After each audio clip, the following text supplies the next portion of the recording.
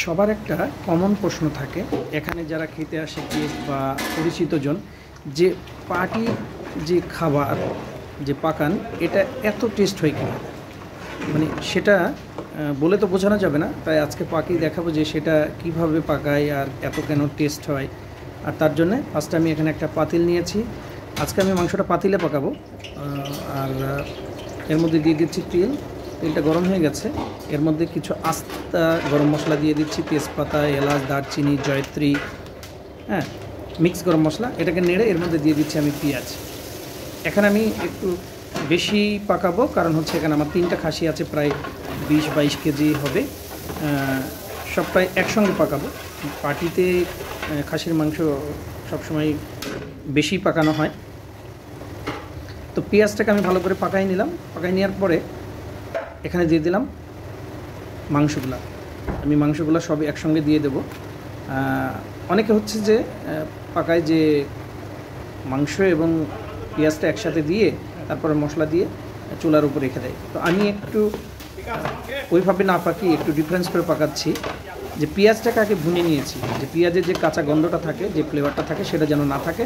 আর 10 minute আমি এভাবে তেল আর পেঁয়াজের ভিতরে মাংসটাকে একটু নেড়ে নিচ্ছি। এর মধ্যে কোনো মশলা দিই নাই, লবণ দিই নাই। তাতে কি হবে, মাংসের উপরটা একটু টাইট হয়ে যাবে আর মাংসের যে ফ্লেভারটা, একটু কাঁচা ফ্লেভারটা চেঞ্জ হয়ে যাবে। এখন এই পর্যায়ে দেবো আমি টক দই। 1 কেজি পরিমাণে টক দই দিয়ে দিচ্ছি আমি এখানে। আর এখানে দেবো আদা রসুন বাটা। আদা রসুন বাটা দিয়ে দিলাম 3 টেবিল চামচ। পরিমাণ মতো লবণ। লবণ সবসময় পরিমাণ মতো দিতে হবে, কারণ লবণের উপরে অনেক সময় খাবার টেস্ট চেঞ্জ হয়ে যায়। এখানে দিলাম হলুদ পাউডার, মরিচ পাউডার দিয়ে মাংসের সাথে ভালো করে এটাকে মিক্স করে নেব। সব মশলা কিন্তু আমি একসঙ্গে দিলাম না, পর্যায়ক্রমে একটু এটা পাকিয়ে নেব, তারপরে আবার কিছু দেব। তো এভাবে মাংসের সাথে আমি একটু যে মশলাটা দিয়েছি, আদা রসুন, দই, হলুদ, মরিচ, এটাকে ভালো করে মিক্স করে নিলাম। নিয়ে এটা আমি 20 মিনিট মতো ঢাকনা দিয়ে রেখে দেব। 20 মিনিট হয়ে গেছে, দেখতেই পাচ্ছেন আমার পেঁয়াজটা প্রায় গলে গেছে, মাংসের মধ্যে থেকে পানি ছেড়ে দিয়েছে। এর মধ্যে দিয়ে দিচ্ছি ধনিয়া পাউডার আর মিক্স গরম মশলা বাটা। বাটা মশলার একটা স্বাদ আলাদা থাকে, এই জন্যে সবসময় গরম মশলাটা বাটা দিলে কি হয়, এর স্বাদটা ভালো হয়। দিয়ে এটাকে এভাবে নেড়ে পাকাতে থাকবে। মাংস যেন মশলাটা পুরোপুরিভাবে মাংসের সাথে ভালোভাবে নেড়ে মিক্স হয়ে যায়,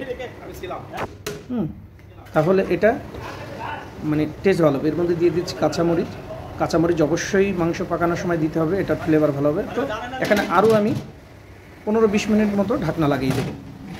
ফিরে এলাম 20 মিনিট পরে। আমি এর মধ্যে যে মশলাগুলো দিয়েছি পুরো কিন্তু পেকে গেছে, মাংসটাও প্রায় 60% পেকে গেছে। মাংসের উপরে পানি চলে এসছে, তার মানে মাংসে থেকে পুরোপুরি পানিটা বার হয়ে গেছে।